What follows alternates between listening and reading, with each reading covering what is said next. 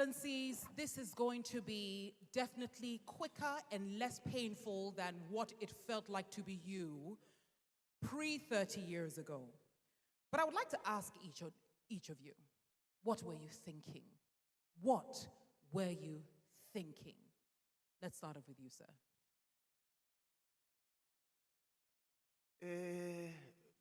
First of all, before I answer, please permit me to congratulate our Afreximbank community that came along up to now. The Afreximbank community, I want to congratulate our shareholders who, in spite of all the difficulties and all the poor image of Africa at the time we started, agreed to soldier on with the institution. I want to congratulate our boards, present and past, who provided the leadership capacities, the skills, the guidance that led us to today. I want to congratulate all our staff that made all the difference that brought us to this day. I also congratulate our partner banks, EDB, Standard Chartered Bank, West LB, many German banks, French banks, and others who helped us to come to this day. You were asking what we're thinking. Yes. In my experience at the central bank, I was sent by the governor of the bank at a stage in my career to go to an organization in which Nigeria was a shareholder. That organization was winding up. And I carried a letter that authorized me to receive Nigeria's participation. The organization was winding up. That was somewhere in my mind about how an organization could be threatened by such events. When I came into Afreximbank, we were supposed to have a 3-year tenure for the board, 5-year tenure for the president, and other similar arrangements.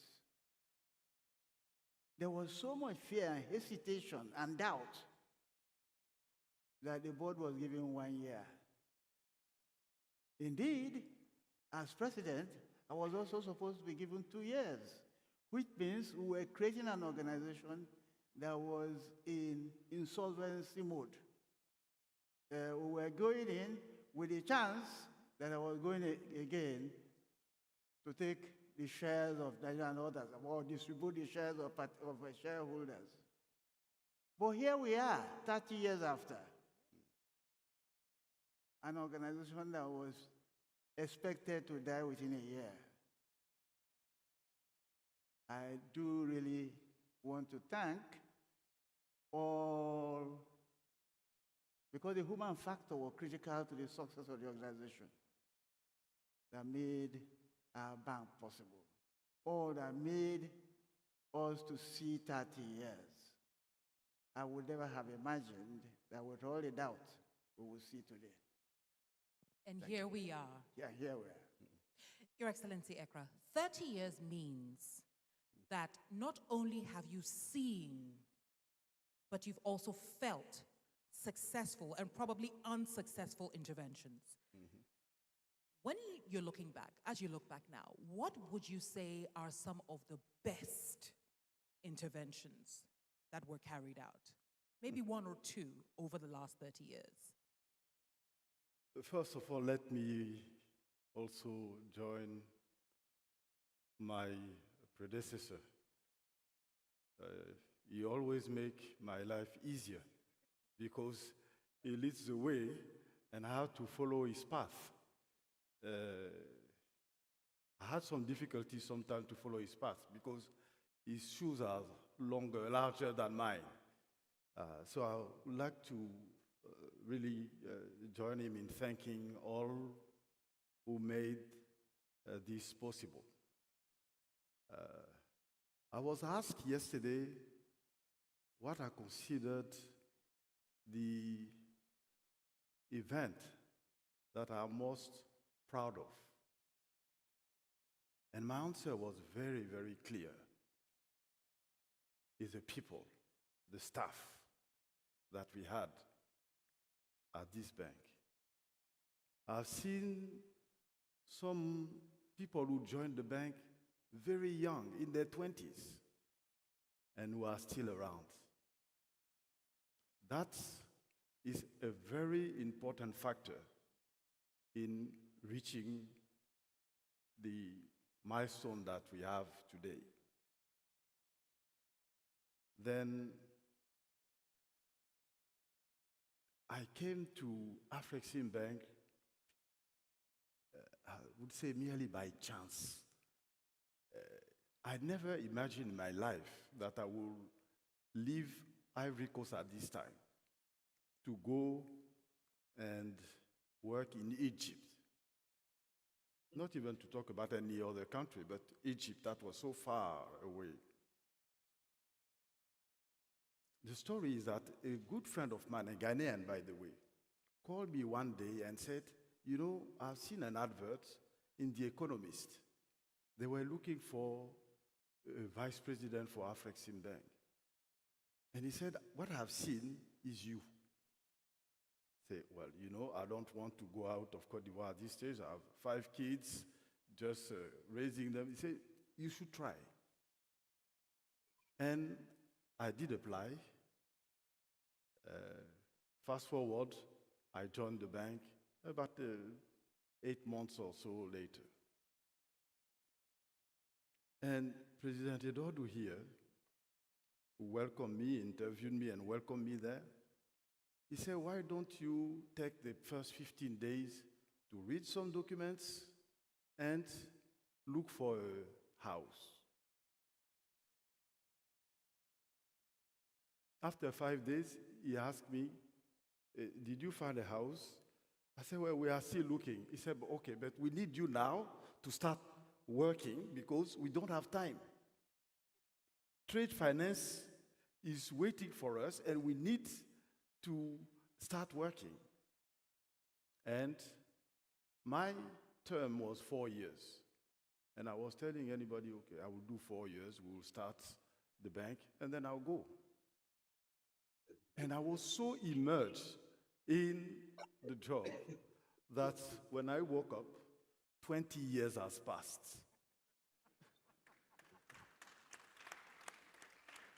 Trade finance is a virus.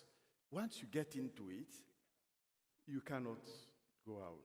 The other thing is our continent. If you start getting some passion for the continent, then you hardly sleep. There's so much to do in this place that you wake up every day and by the time you go to bed, you know, you have not finished what you wanted to do for the place. Maybe to come back to probably more specific events. One, I don't remember exactly that year, but we had an emergency. There was a crisis in, there was always crisis, by the way. There was a crisis in Russia, and the Ghanaian wanted to raise money, and it was urgent. So the president called me, and I was an executive vice president, not supposed to start writing credit memos. And it was late at night, and he said, this thing has to go tomorrow. So you are going to write the credit memo. You have to have it approved tomorrow by the executive committee of the board so that we can disburse the following day. And that's what happened. We spent long night preparing the documents. And I never forgot that because the Ghanaian thanked us because we were relevant. So that's the most important event that I could recall. And of course, there's so many things that we've done over the years. But to answer what is more fresh in my memory today is this event. Excellency Edordu, I heard Mr. Aliko Dangote on Sunday, and he was praising the intervention of Afreximbank in the rollout of the factory, the oil refinery. And he was talking about how this wouldn't have been possible without the intervention of Afreximbank. Now, when you think of Africa's industrialization, is this a necessary trend to go in the direction of investing, partnering, collaborating with large entities? Is this an urgency for the continent? Collaborating with who? So we're talking about collaborating with large industries. We're talking about industrialization being the current trend. As an example, with the oil refinery that was inaugurated not too long ago, that Aliko Dangote was referring to and thanking the intervention of Afreximbank. Is this the trend that we have to follow if we want to highlight the urgencies around Africa's economic growth? Thank you very much. This is a very interesting question, and I would like to provide some background. When I listen to my team talk about industrialization and Afreximbank intervention, it fascinates me a great deal. Let us look at a number of environmental issues that existed at takeoff of Afreximbank. First of all, the well-beaten issue of Afro-pessimism. Nobody wanted to deal with Africa. And the way Africa is discussed is that it is conceived as a self-fulfilling outcome. So we define Africa in various ways. Africa is sub-Saharan Africa. So that when you put the variables together, you remove the North Africa that was somewhat more developed, so you get variables that are negative. If it was going to be positive, you remove South Africa. So you say Africa, remove North Africa, remove. That is a pessimist Africa. If you're going to be positive again, you remove Nigeria. So the Africa that was left was always coming out as the pessimist Africa.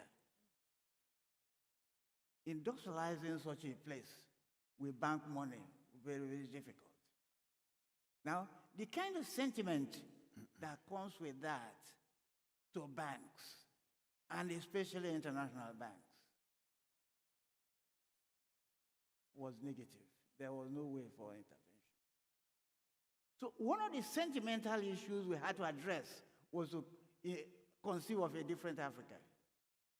And that was why we designed what we called Africa in Figures, that created the continental Africa as our Africa, not sub-Saharan Africa, not Africa without South Africa and Nigeria, so that you have a negative. But unfortunately, the images that come out the sentiments that come out about Africa affects even countries other than those included in the negative Africa. So if you were going to say the investment environment for the skeletal Africa is negative, that image is transferred to Egypt, it's transferred to all of North Africa, to even South Africa. The second issue in the environment was that we started at a time of reform.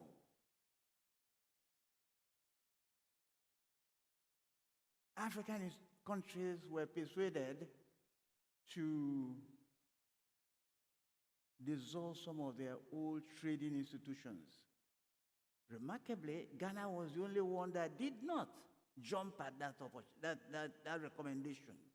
And that is one of the reasons why our first transaction was with Ghana Cocoa, a stable institution. Further, we have been saddled with images of institutions that do not last very long. The survival term of the new entities coming into trade did not exceed just about 5 years, maximum 5 years. So to intervene in such an institution with industrialization money in the environment in which we were was very, very difficult. I want to point out, it is remarkable that we have transitioned from the pessimist Africa to the continental Africa, and then I look at what Professor Rama and our team have put there, we now have a global Africa. The transition from the pessimist Africa to the continental Africa, a more optimistic Africa. Now, Professor Rama tells us that's not even the only Africa that was possible. You don't have a global Africa. And yesterday, President Obasanjo complicated the matter further. He said, not only are you going to have a global Africa, you have a universal Africa. Yeah. Now, who is included in continental Africa? Everybody that is in geographic Africa. We thought that was the end. Professor Rama included Africa in the diaspora and Africans in the Caribbean and elsewhere. That was now our global Africa. Yesterday, the President Obasanjo told us, no, that's not enough. You now have, because all man originated in Africa. So technically, all man is African. So he says, the Africa is the universal African. With these kinds of Africas defined, our intervention, though cautious initially, because of the way we were focused, the way Afreximbank defined itself, we got into industrialization cautiously and slowly. And it's amazing to me to see the kinds of ideas that now come out. But time was up, really, because we now had a new Africa. We now had a better image of the Africa that we have on the ground, which were probably there, but image can be sentimental. Image is something that is in the mind. So that's what I was saying. Well, Your Excellency, I'm going to throw the concept of the universal Africa, use it as a platform, and I bring it to you, Excellency Ekra. Let's talk about the universal Africa, which, by the way, undoubtedly has some capital restraints. Do you find that there is any tension, or there could be tension, between supporting big companies, i.e. industrialization, and supporting SMEs, which are essential for the activation of the AFCFTA? And if you feel there will be some kind of tension, what could they be, and how, perhaps, can we resolve them? I personally do think that there is a particular tension. First of all, the SMEs are and are always been in the value chain. So if you have big companies, it normally means that you have also smaller companies, because big companies usually will not do everything. So it is not mutually exclusive. That's the first thing. Africa definitely needs to industrialize. It does. For survival reasons, if at all, if anything at all, is for survival reason. We've seen during the COVID period all kinds of nationalism arising from here and from there, which is the evidence that unless you have certain minimum of those products and so on at home, you are at risk. And life is about managing risk. So SMEs are also essential in that value chain. We need to design products so that they could be integrated, and we've done that. You know, when we launched the African Content Support Program, that was exactly the idea, to have certain local companies integrated into the value chain of those extractive industries and so on. So to really answer your question, in my view, they are not mutually exclusive.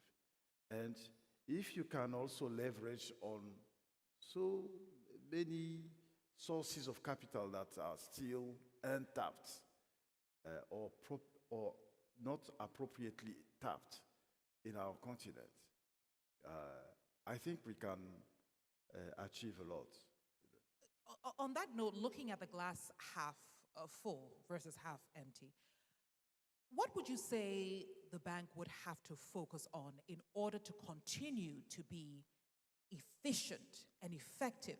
You mentioned COVID, especially in this post-COVID recovery era.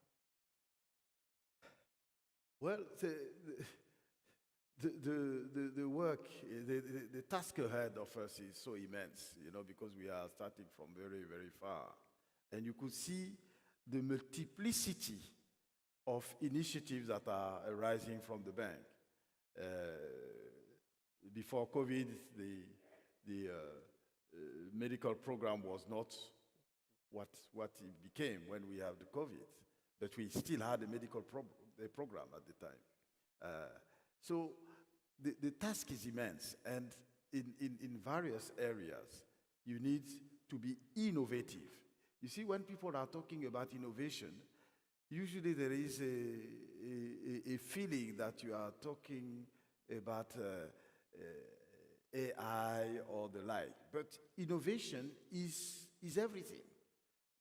You know, to solve any problem, you normally have to innovate.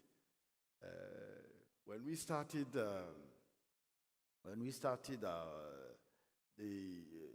our lending program, we started with what we call trade finance intermediaries, which were banks or financial institutions in the various countries, essentially to extend our reach to those places. Because from Cairo, we couldn't reach everywhere. So we needed to use those. This was an innovative thinking, using financial institutions on the ground to extend our reach. The same way, today, the Afreximbank was launching yesterday the insurance program, launched so many initiatives, is to address all those needs, and those needs are all over the place. So in my view, it will be extremely difficult to single out one particular area and say, that is where Afreximbank should be going. And Afreximbank is already going into industrialization, as you mentioned, which is key. To that. Go ahead, sir. At the time the bank started, the process or the practice of strategic planning for organizations were becoming unpopular because of the experience of poor implementation of strategic plans.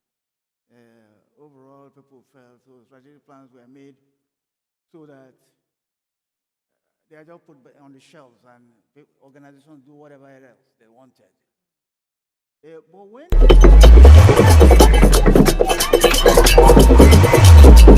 strategic plans with our intention to implement them.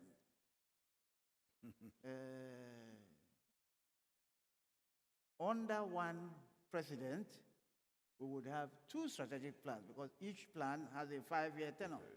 I had two strategic plans, the first and the second strategic plans. My brother, John Louis, had two plans, the third and the fourth. Prosorama now has the fifth and the sixth. Good. Now, what has happened is that such a planning lays out a program for each president, and implementing the plan, the team, with the leader of the team, has something that they focus on as a compass that leads them.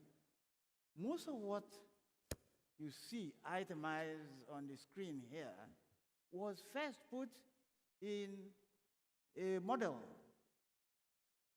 and debated and debated and debated before it became something that is being implemented. So one of the effective ways of doing what has happened now is the process of planning and systematic, effective, determined implementation of the plans, not just to have plans. Secondly, many of the plans were then broken down into activities.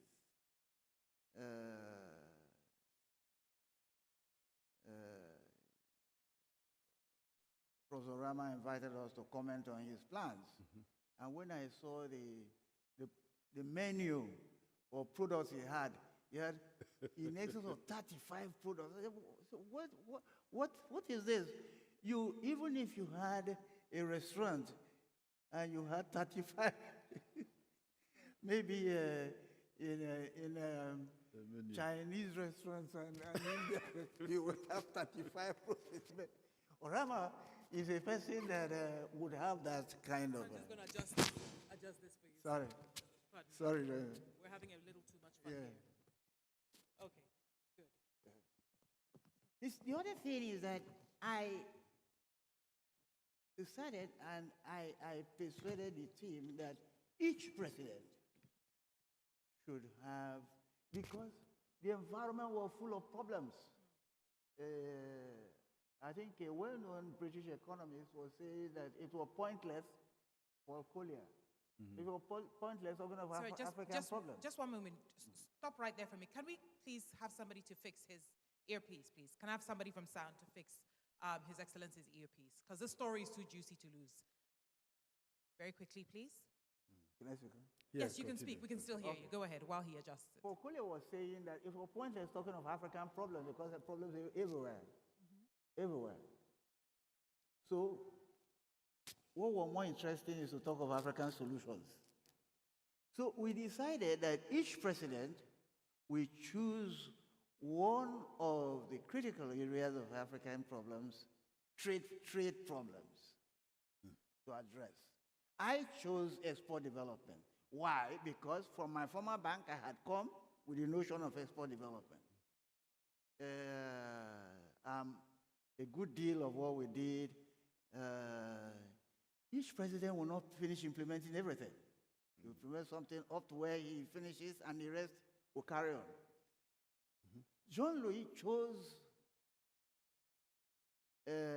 medical tourism, and one other item. And We didn't know Rama was going to be president. But eventually he chose intra-African trade. But Rama was remarkable. He was self-critical. He played a major role in designing our previous plans, which had components for intra-African trade. But he turned out, he said, all the intra-African trade we've been doing prior to his time was rather superficial. And I said to him, you are criticizing yourself. He said, what we should do, we can do more. But he has succeeded in doing a lot more in intra-African trade. So that process of strategic planning, each president selecting a focus has helped. Of course, in my time, we started a small venture capital. Our board approved 30 million. Kito Mari, you people approved 30 million. But we didn't implement it. We now have a fund for export development, which is a venture capital. The venture capital we started, it will continue to improve. President Ekra's medical tourism didn't finish being implemented in his time. It carried on, and it was now implemented under Orama, whose focus was really originally intra-African trade, but he had to implement any unfinished business that were coming earlier. So he implemented centers of medical excellence, which will continue to other places. In fact, yesterday he was hinting that some of the initiatives in intra-African trade will go beyond his tenure. Certainly, there are many things that are still left to be done. I think there is something that we keep hinting at. Afreximbank alone cannot industrialize Africa. You need other participants to join in industrializing Africa. They have started with industrial parks. Those industrial parks were Afreximbank led. That's right. Anticipate that to continue that process, down the road, maybe after Orama or later next year, they will have to sell those industrial parks. They have to corporatize it and sell it to somebody so that they go and set another one. Because a venture capital project, if you get my... That's right, of course, yeah. So they cannot continue to own it. That's normal. So they get it out. Maybe even for the centers of medical excellence. After they set up, Afreximbank will as a venture and exit it once it is running. When you started it, then it has to be self-sustainable, and then you can use your resources for other things. For other things. Yes. That's. I want to just because go we're ahead, talking about strategic plans. When you make a plan, it's a plan. It doesn't mean that everything will happen, and you find things on the road. I remember vividly that when we started our third plan, and we had planned to get long-term resources. And to get long-term resources, either you get them from other development banks, or you go to the capital market to raise money. Go to London, New York, or wherever, and you address investors, those who are prepared to give you money for 5 years and come back in 5 years and say, give me my money back. In that process, we needed to do a rating, which was a huge debate. Have someone to come and give you a rating and say, this is what you are worth. And once you've done it once, you're stuck with it because you will have to do this all the time. So we did prepare our first rating. And to prepare your first rating, you have to, of course, prepare your balance sheet and your income statement and so on. When we were ready, we wanted to go to the capital markets. Then they had the subprime. Said, no, let's wait a little bit. Subprime crisis. And then the financial crisis itself. So we went on the roadshow to present our bank. People were happy about, they were happy about the risk. But then they say, yes, but we don't lend to each other. Why do you think we should lend to Afreximbank? After Lehman Brothers collapse, Citibank started having problems. All the major banks started having. So why do you think we are going to give money to? All those you have to find good answers to that, because you want to make sure you start implementing your strategic plan. And the cost of the money that they wanted to give us was such that if you get money at 8%, to whom are you going to give it at less than 12 or 13%? And what kind of business one would do where when you raise money, your financing is at 13%, if it is not drugs or arms. So those are the kind of things that you find along the way, and you have to adapt. You have both brought me into a space that is outside of Afreximbank, but important in terms of teaching lessons on leadership. What was required to be the kind of leader who today can sit here on the stage and celebrate 30 years? Let's talk about your individual strategies. Not the strategies for the bank, but the strategy you had to adopt as a person to ensure that the bank would one day celebrate its anniversary as we are celebrating now. Your Excellency, let's talk about your personal leadership strategy. Thank you. One of the things that we try to cultivate is an organizational culture. And frankly, that organizational culture favored teams. Teams in a way that were somewhat decentralized, they were autonomous, so they could do things and provide results. As a matter of fact, one of the things we said initially, when we didn't have products, I challenged the team, conceive, you know what the problems are, conceive products that we could start with. One of our, I think it was somewhere here, who came from ADV, who was a lawyer, he conceived a product, and we used it, stimulated. He's sitting there. Where is he? You don't see a kid, everybody. Oh, yeah. He's there. Yeah, I thought he wasn't there. So he considered a product, and I used to challenge the team. I said, well, you have a product now. Can you,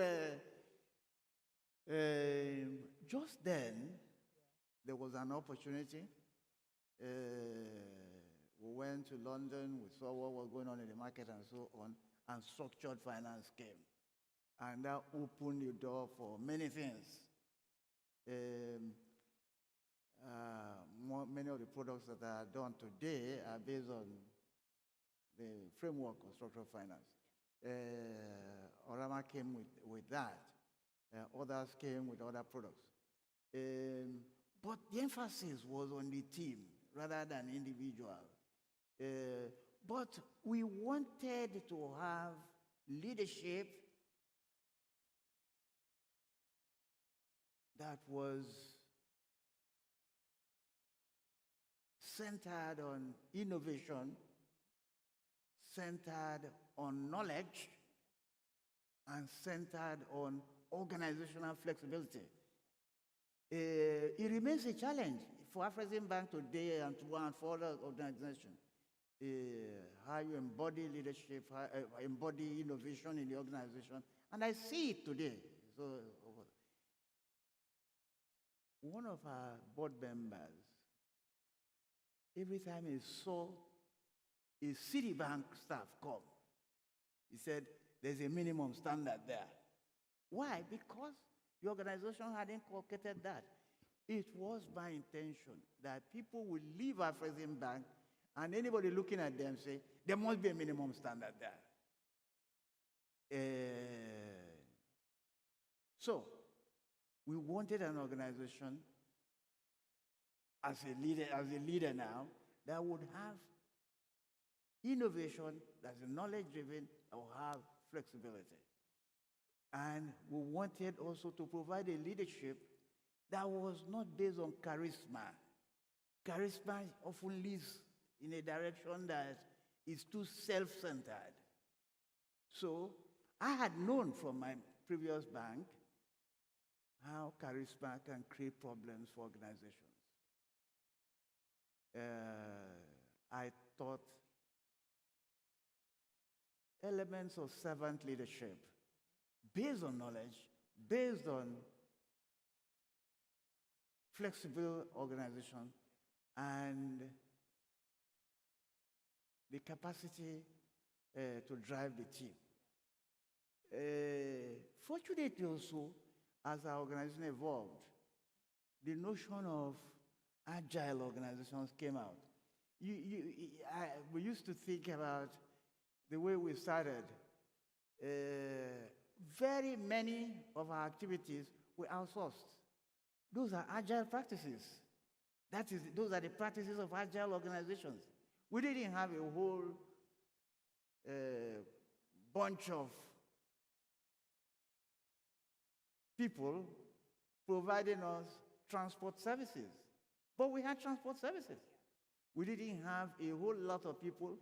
Indeed, at a time, until HR became critical, we had HR done by a HR firm. I also wanted to have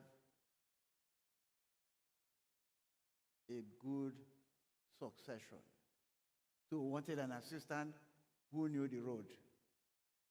Because the bank was coming on after a long gestation period, minimum couldn't be less than about 7 years. So we couldn't, at the time we were started, the community was already anxious for results, wanted results immediately. So you didn't want people who didn't know the road. You wanted people who hit the ground running. So when I wanted an assistant, a vice president, people asked me, how did you find him? They said, did you use some fetish? But I didn't use anything, but it just came. They also asked me that about Orama. Until yesterday, some friend was asking me, how did you find this man? Maybe if he had been a bad star, they would have also asked the same, but it turned out to be remarkable. So they asked me, how did you find this man? I don't know the answer, but if I knew the answer, I would keep it so that if you want to find, you come and ask me. So no, I just would add on the leadership that yes. Policies and procedures are key. If you are a great leader, for me, a good leader is one that can set those boundaries of do's and don'ts. If you have those and you apply them to yourself, people will understand that they are serious and you really mean it. But if you have policies and procedures and you are the first one to override them, then you are creating uncertainty among those people who are following you because they don't know where to go. So in addition to what he said, I think saying what you will do and do what you said is showing the way for good leadership. It's key. Your Excellencies, now that you both have the gift of hindsight and you have the gift of experience, you definitely have also a gift of having a magic ball in front of you. I would like each of you to take us to, what I call the concluding part of this conversation with what the calls to action would be for Afreximbank to celebrate another 30 years. I know that if you both had the power, it'll just be literally a magic wand. But you've given us the gift of wisdom and leadership and strategic planning, and we appreciate that. But take us into the future. What would, in the world as we see it, would Afreximbank need to prioritize in order to see another successful 30 years? Your Excellency Ekra, I start off with you. I wish I could know where not only the world, where Africa would be in the next 5 years or even 10 years. But I think the most important thing, if you want to address needs, is to really be observant of how the continent is evolving and what should be your priorities. Today, people are talking about sustainability, environmental friendly, at a time when many of our countries are now discovering oil. And you are telling them, oh, you've been looking for oil for 10 years or 20 years, but now leave it where it is. Don't use it. So again, it takes innovative ways to deal with that, because Africa needs to develop. There is no doubt about it. There is no way we are going to be here just watching the others having highways, air condition, and they say, no, you continue to climb in the trees so that the whole world is going to be okay. So for the bank, we need to address those kind of problems. Yeah. Your Excellency, you have the last word. On that one, I was looking at our environment in the continent recently. Global trade is something like $32 trillion. African trade is still something like 2% of that. In our time, 30 years ago, it was no more different from that. With global trade of 32 trillion, and now 2% of that. I look at 54 African countries, and I look at the balance of trade. In the last 3 years, 45 African countries had negative balance of trade. Some, in fact, at our last meeting, a few were already on the way to on IMF programs. So the environment is still very difficult. I asked Orama, how are you going to operate in this type of environment?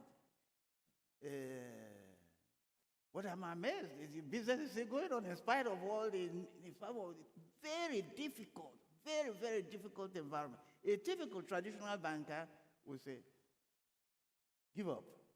Because in an environment in which 45 countries are facing negative balance of trade, how are you going to do it? John Louis, my brother here, is a champion treasurer. He knows how to go and get money. But at a point, people are going to be looking at, look at your balance of trade. 45 of your countries, and in fact, apart from those 45, another 7 were already neither here nor there. My point is that problems remain. There will always be. Total trade as a share of global trade is still small. There is opportunity to do things, but finance remains a problem. Individual countries are in difficulty. Some are not able, are defaulting and so on. But what can help us is an adaptive Afreximbank that will continue to adapt to those situations to help them to get out. So we need an adaptive situation We need an adaptive leader. We need an adaptive and flexible team, including the board, to help us to navigate the path. Can we Yes, also sir. talk about the challenge of the African free trade area? Yes, we can do that That's in one. No, 1 I'm minute. saying, Yes, sir. that will be the challenge of the bank. Okay. You know, to how to make this a reality. Okay, all right.